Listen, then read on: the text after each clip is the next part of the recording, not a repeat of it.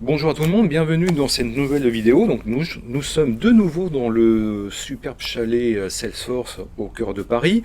Nous continuons un petit peu nos découvertes de profils un petit peu techniques, architectes et consultants, ingénieurs, côté plateforme Salesforce, pour découvrir un petit peu la richesse de la plateforme et de différents profils, que ce soit des profils des communautés ou des profils internes. Aujourd'hui, j'ai le plaisir d'accueillir Reslan. Bonjour à toi. Bonjour François. Merci d'être là avec nous aujourd'hui. Est-ce que tu peux te présenter en quelques mots et présenter très rapidement ton métier, ton profil et ton poste? Parce qu'on va y revenir tout de suite après. Bien sûr. Déjà, merci de me recevoir. Alors, je m'appelle Rizan Amou, je suis ingénieure solution chez Salesforce, alignée à une industrie spécifiquement retail et consumer goods.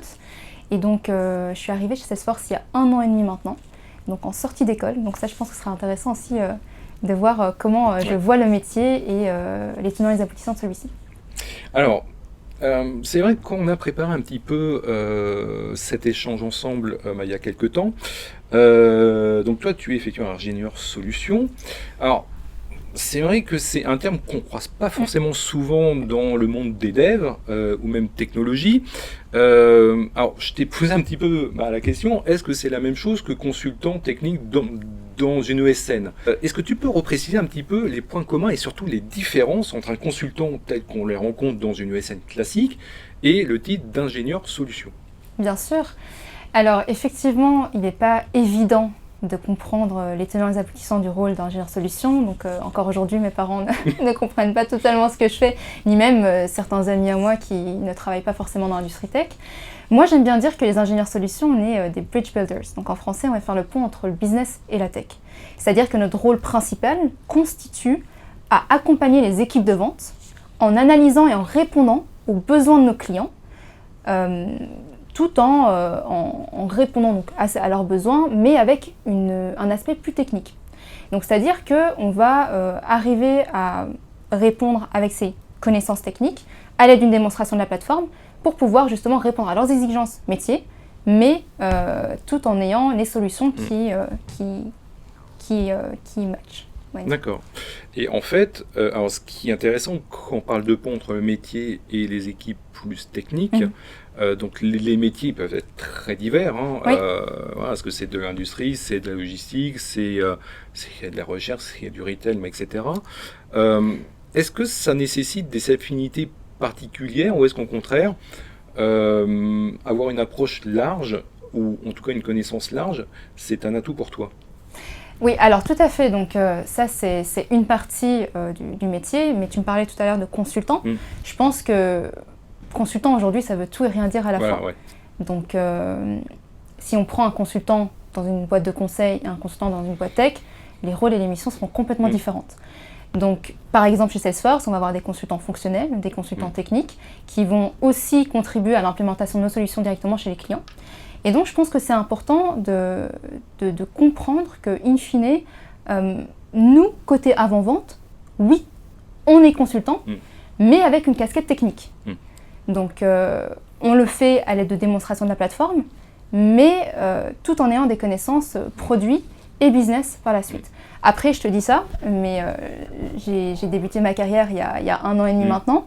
Donc, je suis arrivée d'abord chez Salesforce en tant que stagiaire, donc c'est important aussi de dire que j'ai énormément de choses à apprendre du métier, donc ça c'est la bonne nouvelle du jour. Et à noter aussi que la dénomination ingénieur solution peut varier très fortement d'une entreprise à l'autre. Donc il y aura d'autres entreprises qui vont utiliser d'autres termes pour pouvoir désigner un rôle qui est similaire à celui d'ingénieur solution chez Salesforce. Alors ce qui est intéressant aussi, c'est que Salesforce, alors je le répète mais pour celles et ceux qui n'ont pas vu la première vidéo de cette série, c'est que Salesforce, c'est un ensemble de plateformes. On a des dizaines et des dizaines de services qui font pas tout à fait la même chose. On peut l'interroger avec des plateformes externes. Donc, en fait, on a vraiment une diversité de plateformes et de services. Donc, est-ce que toi, tu te spécialises sur une solution ou des solutions particulières ou c'est l'ensemble des solutions au sens large du terme? Oui, alors chez Salesforce, il y a, on va dire, 2 types d'ingénieurs solutions en soi. Donc on va avoir des ingénieurs solutions core, donc comme moi, on va être plutôt généraliste. On va avoir une vision effectivement des différents produits de base. Et puis, si on est amené à répondre à des questions plus poussées sur une solution précise, là, alors, on va faire appel à des spécialistes Salesforce sur une solution en question. Donc, oui, il y a des connaissances plutôt générales, et puis après, on va avoir des connaissances plus poussées sur une solution si on est amené à être spécialiste. Et surtout, ce qu'on se disait en préparant cet échange, toi, tu n'as pas de profil technique ni dev effectivement à la base, donc ça c'est très intéressant aussi, parce que tu es arrivé dans un domaine un petit peu technique sans avoir effectivement un background technique. Et quels ont été pour toi les défis par rapport à ça, les points un petit peu plus difficiles effectivement à appréhender, parce que c'est pas toujours facile, et au contraire les points qui t'ont le plus intéressé? Oui, alors si tu me poses la question en termes de background, effectivement, j'ai envie de dire aujourd'hui, alors bien sûr, il y a des connaissances et des compétences qui sont généralement requises pour être ingénieur solution, mais si ta question c'est de savoir si on doit avoir un diplôme d'ingénieur, pas forcément. Typiquement moi, j'ai un parcours où j'ai fait des études en sciences de gestion et management international, donc un peu l'équivalent d'une grande école de commerce ici en France. Et bien sûr, ça m'a permis d'avoir des compétences, mais encore une fois, je ne savais pas en arrivant et en postulant il y a 1 an et demi chez Salesforce, d'abord en tant que stagiaire, comme je le disais tout à l'heure, ce que c'était ingénieur solution. D'ailleurs, pour la petite anecdote, initialement, je n'avais pas postulé pour être ingénieur solution jusqu'à ce que je demande à un ingénieur solution chez Salesforce, finalement, explique-moi les tenants et les aboutissants de ton rôle. Et entre nous, ça aurait été un peu dommage de passer à côté de ce métier. Mais c'est ça qui était vraiment intéressant en fait. Oui, bien sûr. Ça aurait été dommage effectivement de passer à côté, pensant que je devais avoir un diplôme d'ingénieur. Et je dirais qu'il y a plusieurs choses. Et là où c'est intéressant peut-être d'être ingénieur solution sur la plateforme Salesforce aujourd'hui, n'ayant pas forcément un background technique, le premier c'est qu'il y a une demande élevée sur le marché. Donc Salesforce est quand même le leader CRM aujourd'hui. C'est l'une des principales plateformes de la gestion de relations clients. Et donc on est amené à travailler sur une technologie qui est très recherchée. Et donc devenir expert Salesforce est très demandé. Et en parallèle de ça, j'ai envie de parler aussi des opportunités de carrière. Donc c'est intéressant de se dire que voilà, on travaille sur une plateforme qui est innovante, qui est en constante évolution. Et donc on développe des compétences et techniques et fonctionnelles qui nous permettent par la suite, si on le souhaite, d'acquérir des compétences qui nous permettront d'accéder à d'autres opportunités sur le marché dans d'autres domaines de la tech. Alors ça c'est un point intéressant, ce que tu dis, effectivement une plateforme qui évolue. C'est qu'aujourd'hui, hier, c'était il y a quelques mois, on met en avant beaucoup le low-code, no-code. Maintenant, on parle d'IA dite générative, avec du GPT ou d'autres technologies, parce qu'il n'y a pas que GPT dans la vie quand même, soyons clairs. Donc, en fait, ce qui est intéressant à voir, c'est comment toi, tu intègres ces évolutions, parce qu'il y a des évolutions constante. Hier, c'était peut-être techno. Aujourd'hui, la techno de hier est remplacée encore par autre chose. L'ouverture vers d'autres plateformes, via des API, des SDK, etc. Là, on a des studios pour créer ses propres modèles de génération d'IA. On a les studios de low-code, no-code. Comment toi, tu appréhendes un petit peu ces évolutions? Parce que tu es vraiment en première place pour les voir et les conseiller aussi évidemment dans les projets. Alors, j'ai envie de dire que c'est la bonne nouvelle, c'est qu'on apprend continuellement. Donc effectivement, ça c'est la partie innovation qui est quand même l'une des valeurs chez Salesforce. Et donc c'est vrai qu'on est amené à travailler sur une plateforme qui est en constante évolution.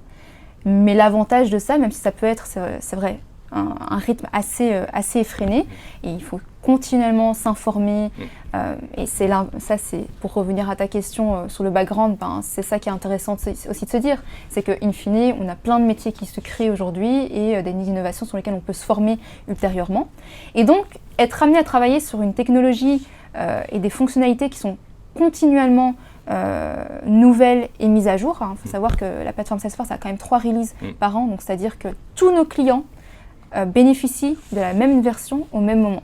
Donc ça nous permet aussi d'être exposés à des innovations en continu et en même temps d'être au fait des dernières technologies. Tu parlais de l'IA générative par exemple, où là, je le rappelle quand même que ChatGPT a quand même regroupé 100 millions d'utilisateurs en 2 mois seulement. Ouais. Là où Netflix, ça leur demandait 10 ans, ou Ouais. encore une des révolutions dans les réseaux sociaux, TikTok, ça leur a demandé 9 mois. Donc sur GPT, ces technologies-là, Salesforce est aussi positionné comme acteur. Tu parlais d'un des avantages de la plateforme Salesforce, le no-code, low-code. En tant qu'ingénieur solution, ce qui est intéressant, c'est qu'il faut savoir qu'on peut configurer la plateforme à l'image du client sans pour autant entrer dans le dur. Ouais.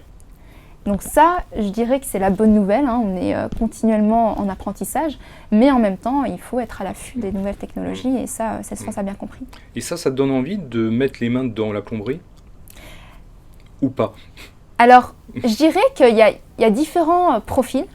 Il y a une chose qui est sûre, c'est que si on veut être amené à répondre de la meilleure manière à nos clients, c'est mieux. Et effectivement, il faut avoir, et c'est ce que Salesforce a fait par la suite, ils ont ouvert les postes à différents profils, différents parcours, parce qu'il n'y a pas que l'aspect technique dans l'ingénieur solution, comme je te le disais, il y a aussi tout ce côté où on doit parler le langage du client. Alors certes, on vend des solutions technologiques, mais on ne s'adresse pas forcément à des profils techniques. Et donc c'est important aussi de pouvoir vendre la valeur du produit et de permettre aux clients de répondre à leurs exigences et en même temps avoir des connaissances qui sont quand même assez pointues sur la plateforme.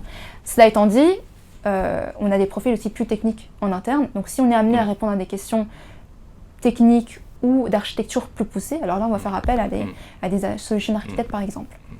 Est-ce que quand tu travailles sur des projets, selon le domaine d'activité du client, tu vas choisir ou orienter vers tel service ou telle plateforme interne ou telle API, parce que je présume que ça va varier selon effectivement le type de projet que l'on va faire au final, non? Oui, bien sûr. Alors effectivement, chaque client, et ça c'est aussi le métier d'ingénieur solution, c'est de déterminer quels sont les besoins et par la suite, éventuellement, orienter vers les personnes à même de répondre à ces questions-là.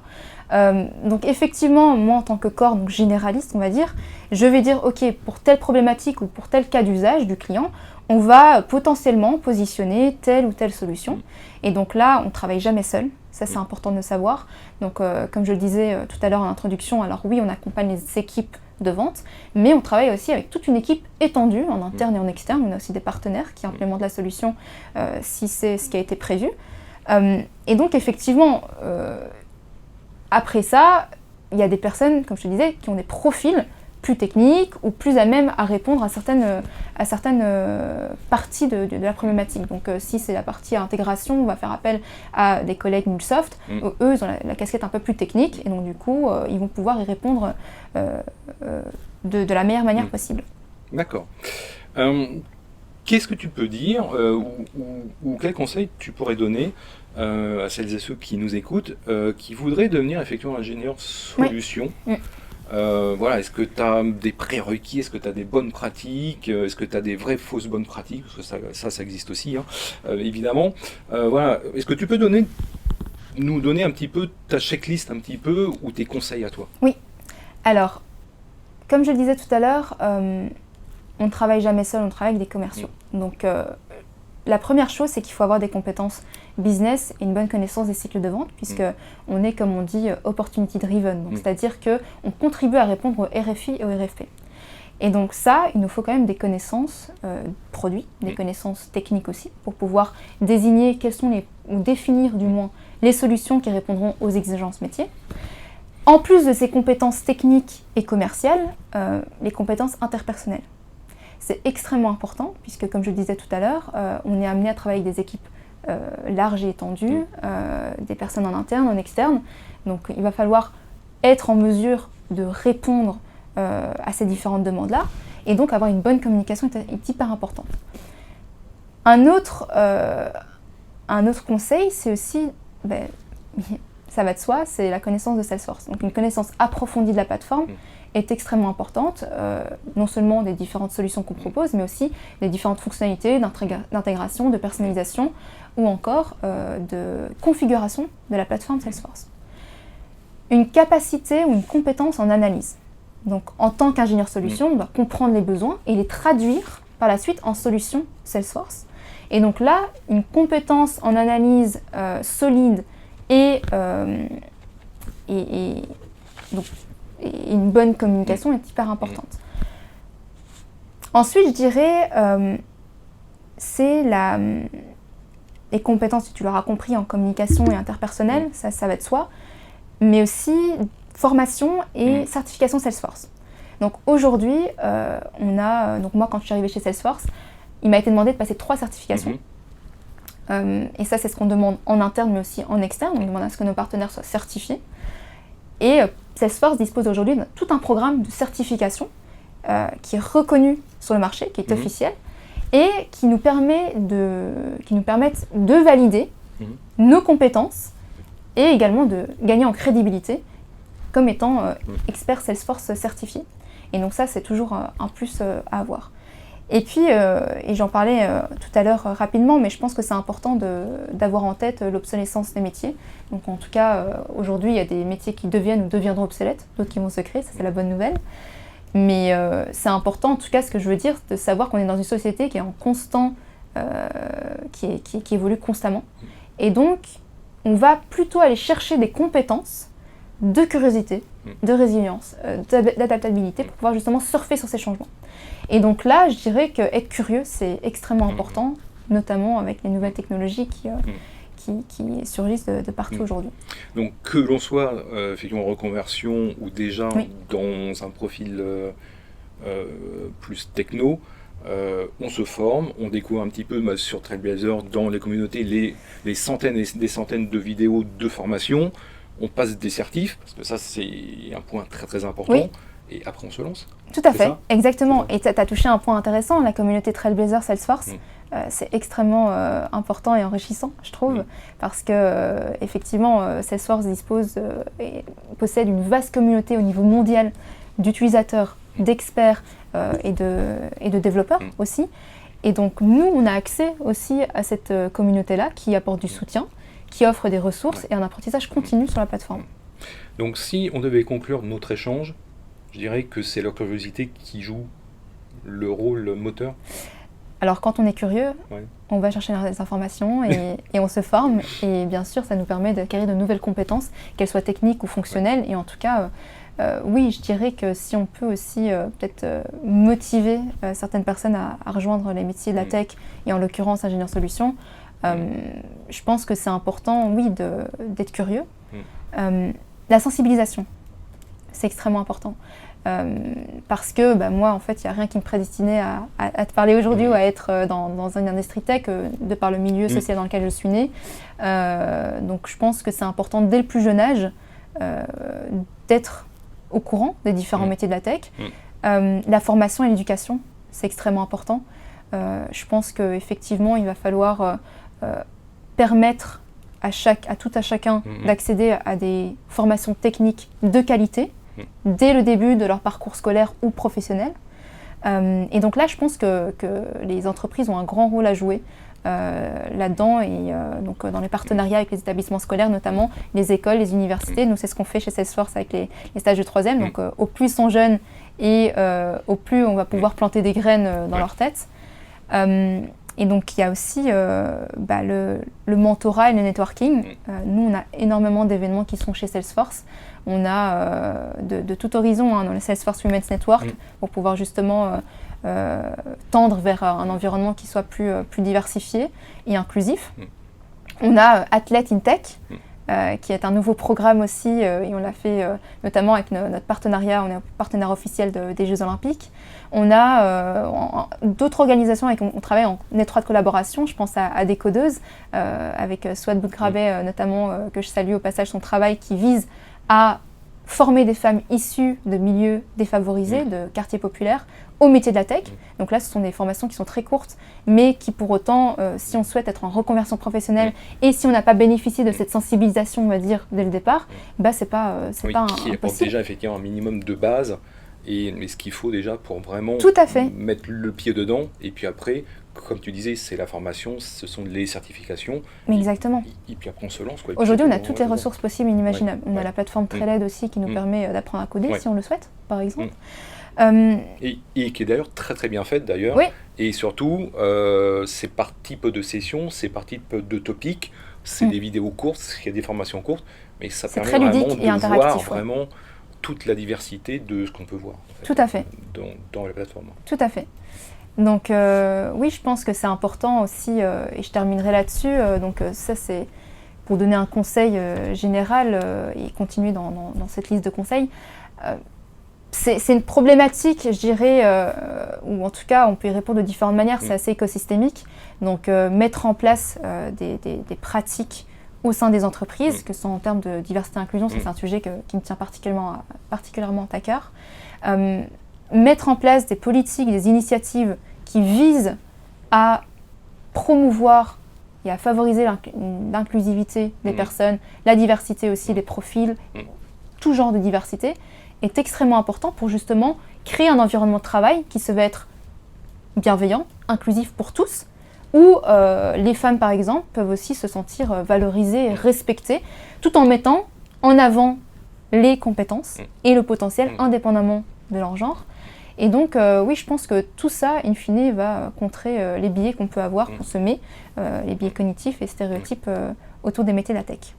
Très bien, merci à toi, et puis à très bientôt pour une nouvelle vidéo. Merci François. À tout le monde, merci à toi.